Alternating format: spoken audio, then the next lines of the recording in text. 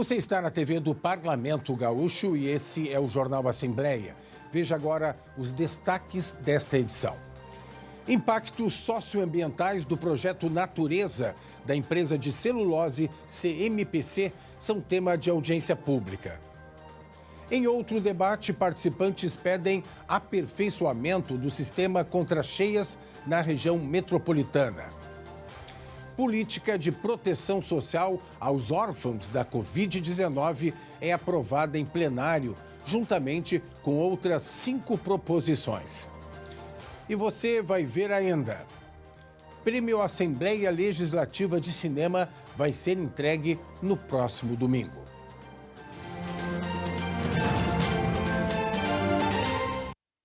Os impactos de mais um El Niño estão entre as principais preocupações dos gaúchos neste segundo semestre de 2026.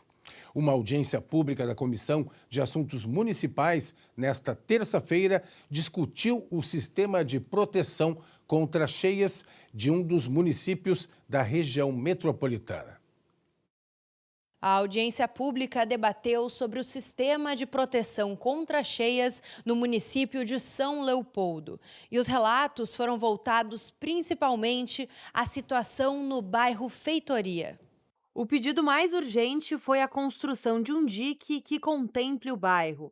Ele tem partes próximas ao Rio dos Sinos, que frequentemente alagam com as cheias. Mas além das medidas estruturais, como diques e barragens já existentes, durante o debate foi apontada ainda a necessidade de discutir outros tipos de medidas, como obras de manutenção e sistemas de alerta. Toda obra, ela precisa de ser feita a manutenção, porque a gente não sabe quando que essa cheia vai vir, né? Então, assim, tem que ser feita essa manutenção. Então, não adianta se fazer obra se não se pensa na manutenção. Não adianta se ter um recurso para a obra se não tem recurso para a sua manutenção. Então, isso é muito importante e essas soluções, não são soluções, mas são propostas de integração de sistemas não estruturais com sistemas estruturantes.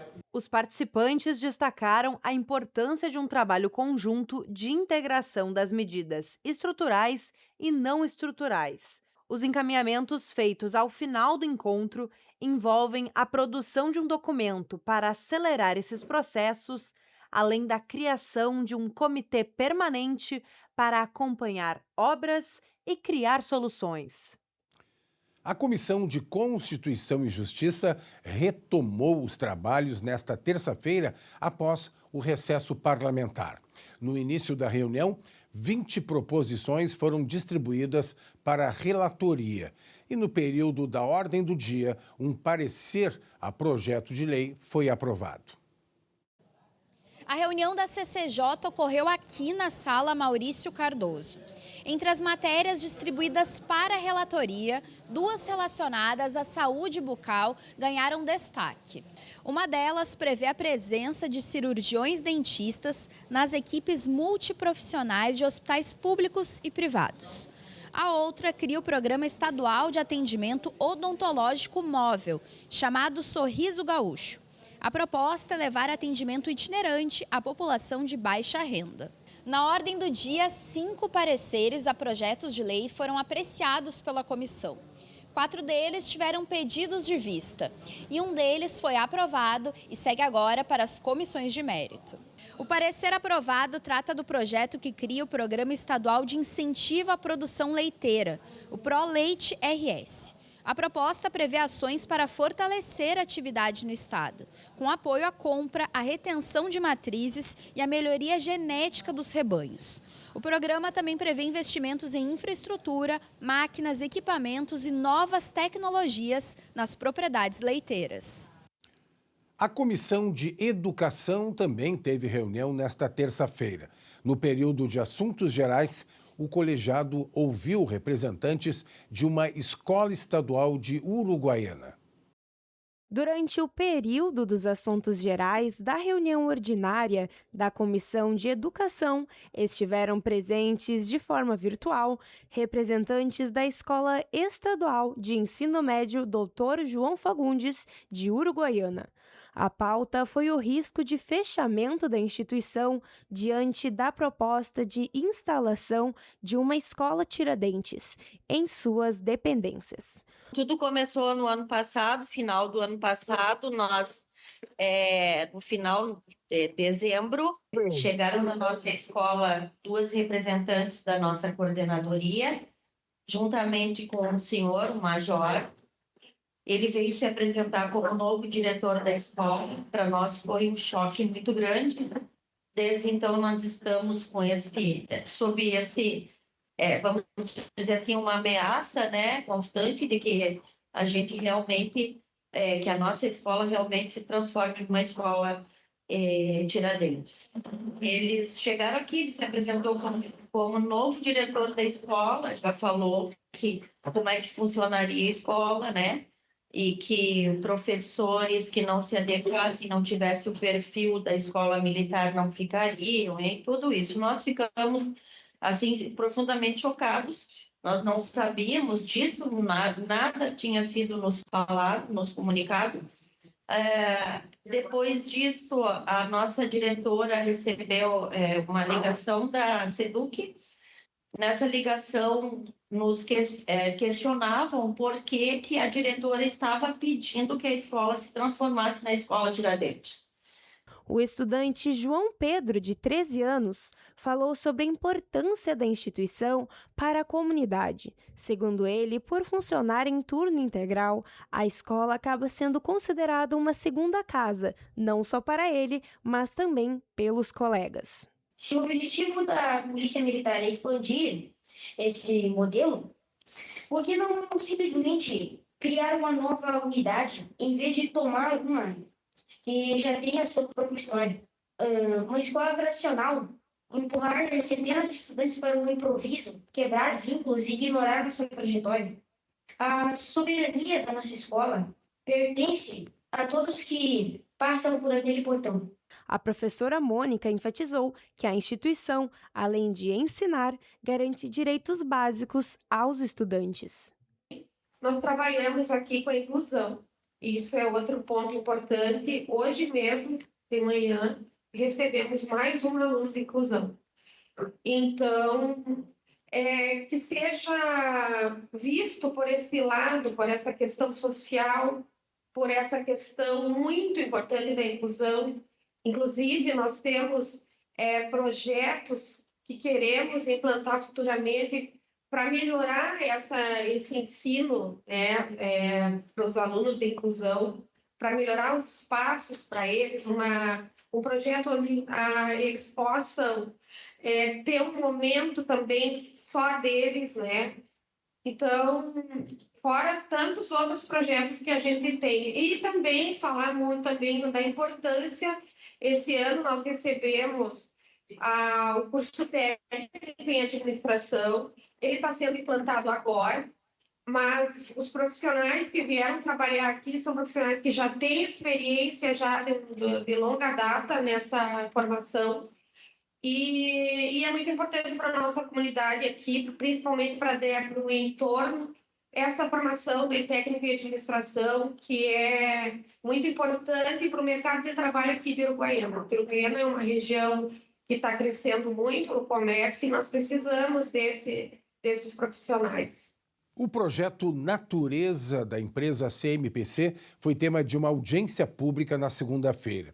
O encontro foi promovido pela Comissão de Segurança e Serviços Públicos para debater os impactos socioambientais do novo empreendimento. A Comissão de Segurança realizou audiência pública para debater os impactos socioambientais do projeto Natureza, novo empreendimento da CMPC em Barra do Ribeiro, e o seu licenciamento ambiental. Uma das participantes do debate foi a bióloga e mestre em ecologia Kátia Regina Machado, que integra o Comitê Técnico de Análise Crítica do Estudo de Impacto Ambiental da CMPC. Ela afirmou que o documento está incompleto e reforçou que o Lago Guaíba já não suporta mais contaminantes.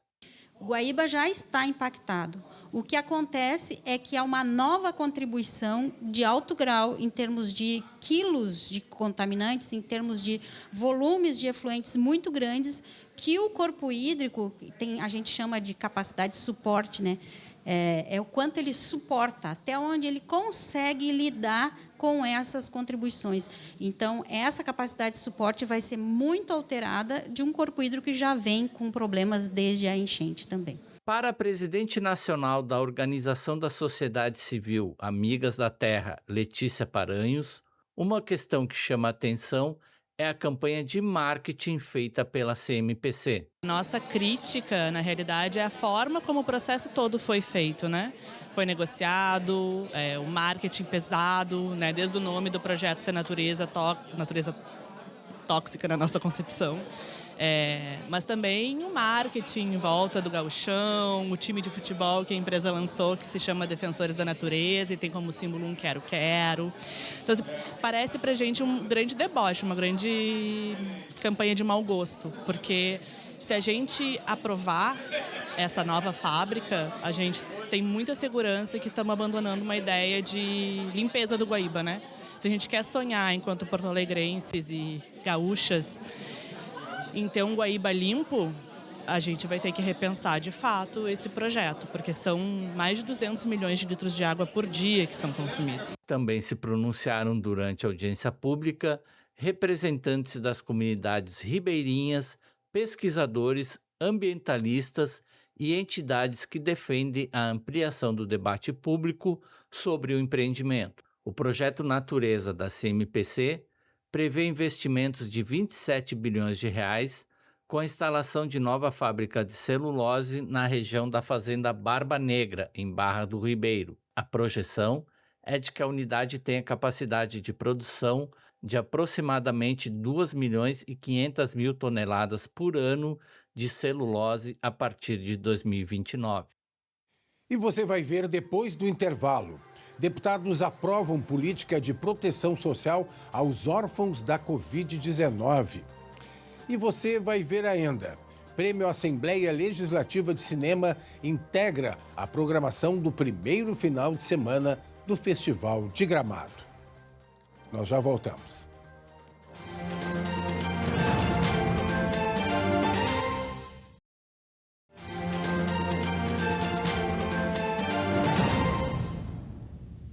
Voltamos com o nosso Jornal Assembleia, lembrando que você pode acompanhar as notícias e a programação do Parlamento no nosso canal no YouTube e também no portal da TV Assembleia.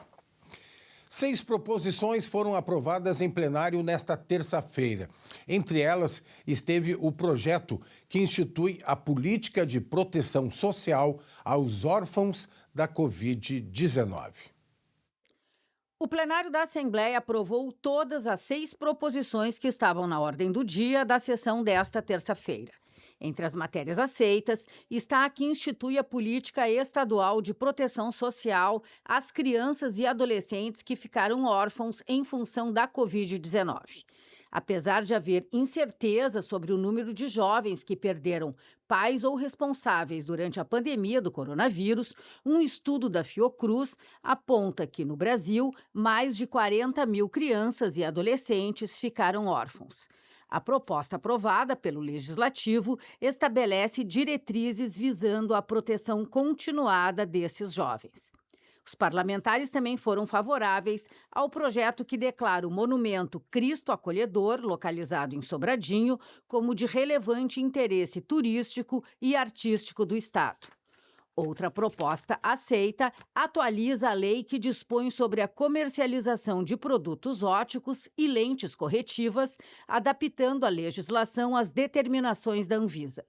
Ainda foram aprovados o projeto que reconhece a instituição Via Pro Doações e Transplantes, o Via Vida, como de relevante interesse social do Rio Grande do Sul, o projeto que inclui entre os critérios para a distribuição do ICMS entre os municípios áreas de proteção animal e a resolução da mesa para a instalação da Assembleia no Parque Assis Brasil, em Esteio, durante a Expo Inter. Quem passou pela Assembleia Legislativa na quinta ou na sexta da semana passada encontrou uma feira com várias opções de produtos, do artesanato à gastronomia. A Feira Magos Empreendedores surgiu em abril de 2026, a partir da união de 4 artesãs, com o objetivo de promover feiras de empreendedorismo em espaços públicos de forma democrática e gratuita, sem a cobrança de taxas dos expositores. Uma das idealizadoras e coordenadoras da Feira Magos Empreendedores é Elisandra Nara. Além de organizar o evento, ela também é proprietária da loja Caminho das Pedras 9 e participa da feira como expositora, apresentando seus produtos ao público. A Feira Magos Empreendedores, ela surgiu da ideia de 4 expositoras artesãs que estavam um pouco descontentes de pertencer a alguns movimentos, né, de organizadoras que cobram valores um pouco exorbitantes ao nosso modo de ver para frequentar algumas feiras aqui em Porto Alegre, especialmente por se tratar de espaços públicos, algumas praças e logradouros da nossa cidade. Então, nós nos unimos e formamos a Feira Magos Empreendedores, que tem como lema: aqui é Magos, aqui é 0800. E nos explica por que o 0800. O 0800 se trata de não ter taxas, né? Nós não temos taxa nenhuma. A pessoa investe para entrar no grupo apenas o valor do insumo, que foi o nosso crachá, Magos Empreendedores.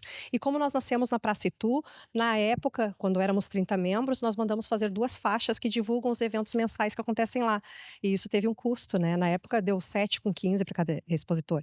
Mais o crachá de R$6, o investimento para entrar na Magos é 13,15. E depois as feiras são 0800. A feira começou com um pouco mais de 30 membros e hoje conta com um pouco mais de 125 pessoas. E uma delas é a Yara, que está expondo aqui hoje e me contou sobre uma lenda vietnamita sobre Três Marias. Pode contar um pouco mais para nós? É uma lenda chamada Três Marias da Sorte, é uma lenda vietnamita. Reza a lenda que elas moram tudo num saquinho. Uma é solidão, 2 é confusão e a terceira é o consenso. Tu está passando com algum problema, tira uma das Marias de dentro do saquinho e conversa com a Maria antes de dormir. E conta para ela o que tu está passando. E bota as 3 Marias de novo, juntinhas, que elas entre si vão conversar e vão dar a solução do que tu está passando. É uma lenda muito bonita e para dar de presente para alguém, então, é um presente muito legal. Do artesanato aos alimentos, a feira reúne uma grande variedade de produtos, todos produzidos pelos próprios expositores. Tatiana é uma das integrantes e começou a empreender para complementar a renda da família e ajudar nos cuidados da filha, que tem paralisia cerebral. Ela conta sobre a oportunidade de expor aqui na Assembleia Legislativa. Surgiu a ideia da renda familiar que era baixa, né? Então eu comecei a vender sacolé em casa. E nisso, um vizinho meu e conhecido me chamou para um café com as empreendedoras da Kong do bairro Mário Quintana. Aí eu conheci a Magos através deles e comecei a fazer exposição através da Lisandra do Caminho das Pedras. E comecei a fazer exposição e me apaixonei no mundo das feiras. Até hoje lá, então, eu estou começando a fazer várias feiras, cada dia em um lugar diferente, coisa. E aqui é a minha primeira vez na Assembleia. Diferente, né? Bem movimentado, né? Tô gostando muito e tô adorando. Espero que tenha mais convites. A Assembleia Legislativa abre espaço para diversas feiras e exposições ao longo do ano, proporcionando visibilidade aos empreendedores e ampliando as oportunidades para o povo gaúcho divulgar e comercializar produtos no Palácio Farroupilha. Está sendo ótimo, sempre é bom, né? Ver coisas lindas, cheirosas, né? Uma experiência boa. Aqui a gente pertinho do trabalho, né? Até na horinha do almoço dá para dar uma olhada. Na noite desta quarta-feira, 12 de agosto, vai ser entregue o prêmio Lila Ripoll de Poesias. A cerimônia deve começar a partir das 6 horas da tarde no Memorial do Legislativo. O resultado do concurso foi divulgado no dia 10 de julho no portal do Departamento de Cultura e Memória do Parlamento Gaúcho. Os 3 primeiros colocados recebem premiação em dinheiro E outros 10 poemas são escolhidos para a menção honrosa. A cerimônia vai contar ainda com a participação da atriz Débora Finocchiaro e da cantora Andréa Cavalheiro. E você pode acompanhar a transmissão ao vivo desta solenidade aqui na TV Assembleia. E nesta quarta-feira também começa a 54ª edição do Festival de Cinema de Gramado e o Prêmio Assembleia Legislativa de Cinema, voltado para os curtas gaúchos, integra a programação do primeiro final de semana do evento. A colega Maria Eduarda Rocha conversou com o jornalista Roger Lerina sobre a importância dessas competições para a cultura do Estado.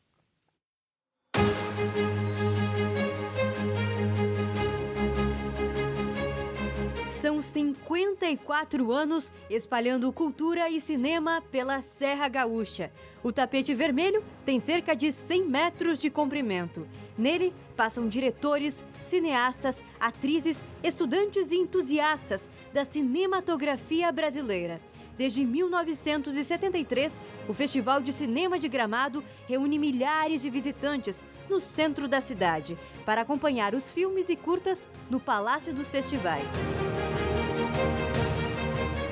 O jornalista e crítico de cinema Roger Lerina acompanhou de perto muitas fases dessa história.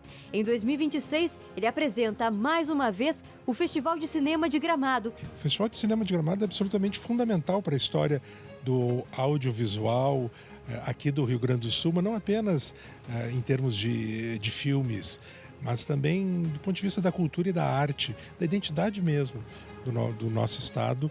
Já estamos na 54ª edição e a minha história pessoal e profissional é muito ligada ao Festival de Gramado. Eu comecei a acompanhar o festival ainda estudante de jornalismo como público. Esse amigo aqui é um dos grandes símbolos do cinema brasileiro.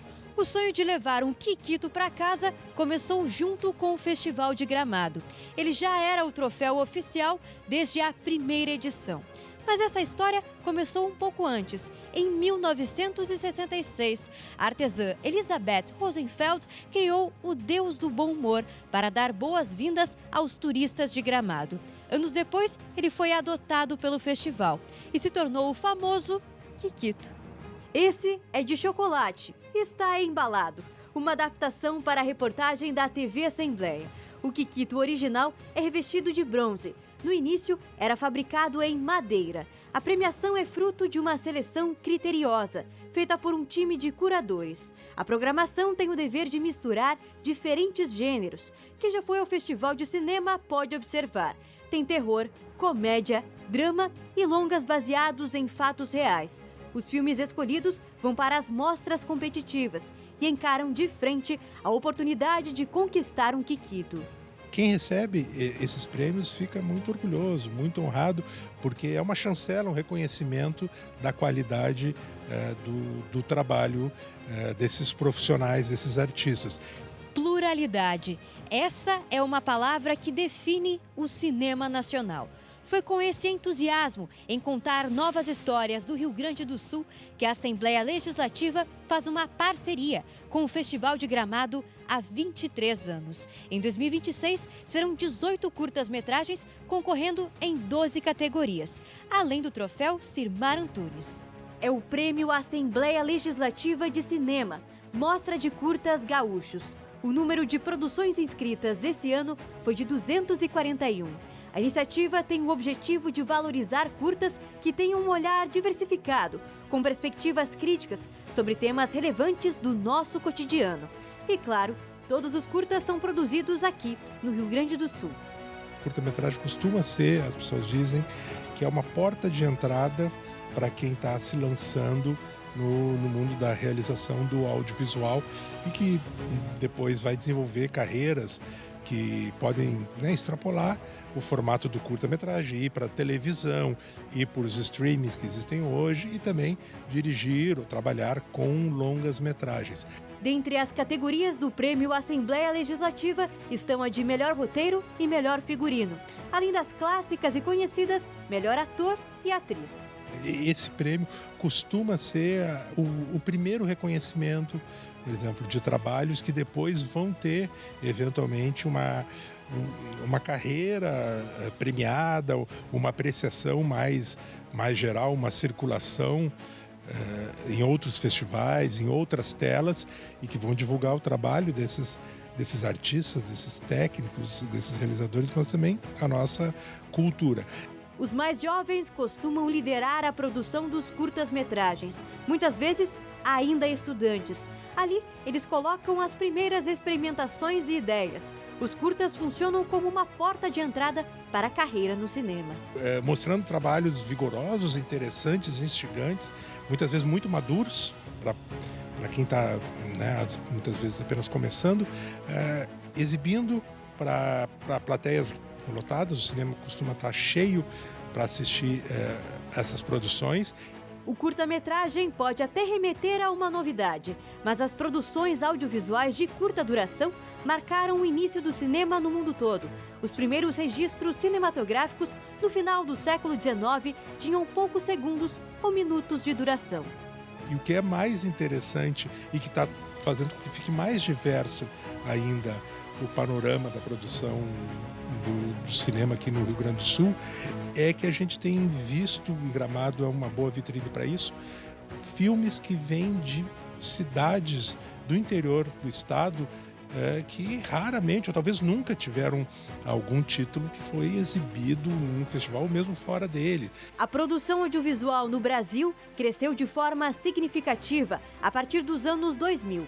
Isso se dá pela popularização de equipamentos de gravação, que vão desde as câmeras profissionais até os celulares. Junto a isso, vieram as políticas de incentivo, tanto econômicas quanto de divulgação dos trabalhos produzidos. Pensando nisso, a Assembleia Legislativa também entrega prêmios em dinheiro. O vencedor da categoria de melhor filme recebe R$ 11.500. As outras ganham R$ 5.800. Isso dá, como eu disse, uma continuidade, né? Não apenas um reconhecimento pontual aquele trabalho, mas um estímulo para que aquela equipe, aquele realizador, aquela diretora sigam produzindo e se desenvolvendo e criando mais. Os curtas que concorrem ao prêmio Assembleia Legislativa de Cinema vão ser exibidos de graça no Palácio dos Festivais. As sessões acontecem a partir da 13h, nos dias 15 e 16 de agosto. A entrega dos prêmios e do troféu Sirmar Antunes será no domingo. E a edição de hoje do Jornal Assembleia termina aqui. Acompanhe as notícias e a programação do Parlamento no nosso canal no YouTube e também no portal da TV Assembleia. E a gente volta na próxima edição. Até lá!